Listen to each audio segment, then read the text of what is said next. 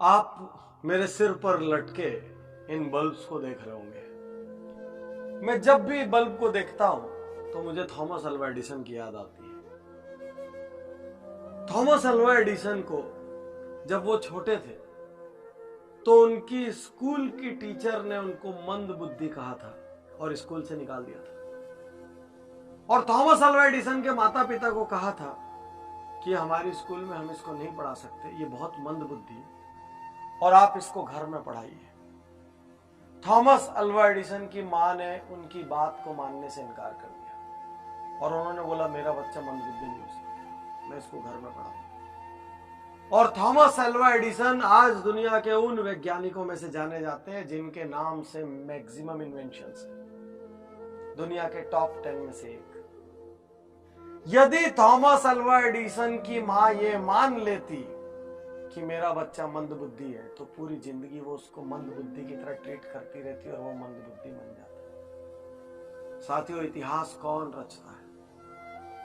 इतिहास वो नहीं रचते जो लोगों की बात सुन के मान लेते हैं कि मैं कमजोर हूं, मैं हीन हूं, मैं नहीं कर सकता, मुझे नहीं आता। इतिहास वो नहीं रचते जो किसी दूसरे की राय के लिए अपने संकल्प छोड़ देते। इतिहास वो नहीं रचते जो कोई दूसरा डिस्करेज करता है, डिसहार्टन करता है तो अपने टारगेट्स छोड़ देते हैं। इतिहास वो नहीं रचते जो कोई उनसे खराब व्यवहार करता है तो वो अपना अच्छा व्यवहार छोड़ देते हैं। इतिहास वो नहीं रचते जो जरा सा टॉर्चर पाके अपना टारगेट छोड़ देते हैं।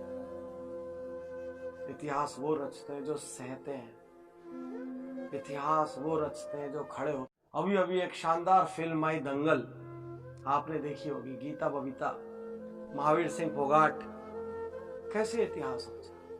जब महावीर सिंह फोगाट ने अपनी बेटियों को तैयार करना शुरू किया तो पूरे गांव ने मजाक उड़ाया। महावीर सिंह फोगाट ने उनको सुबह सुबह उठाया, उनके बाल कटवा दिए, उनके खाने पीने पर रोक लगा दी, सब कुछ किया। यहां तक कि उनके बच्चों ने उनको दुश्मन समझ लिया। और ऐसा ही कई बार होता है, ढेर सारे बच्चे अपने माँ बाप को दुश्मन समझ लेते। लेकिन एक दिन उनको समझ आया जब उनकी सहेली कहती है कि तुम्हारे पिता तुमको संतान तो समझते हैं कम से कम, इसलिए तुम्हारी फिक्र करते हैं। साथियों, महावीर सिंह फोगाट ने पहले इतिहास रचा, गीता बबीता ने बाद में। महावीर सिंह फोगाट ने वो बीज लगाया, उनको सींचा, बड़ा किया, सारी दुनिया के तिरस्कार महावीर सिंह फोगाट ने किया।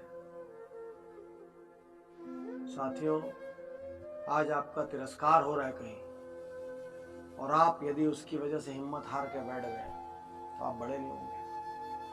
भरी गर्मियों में जिस सूरज का तिरस्कार होता है, सर्दियों में उसी सूरज का इंतजार होता है। याद रखिए, आज तिरस्कार का मतलब आजीवन तिरस्कार नहीं।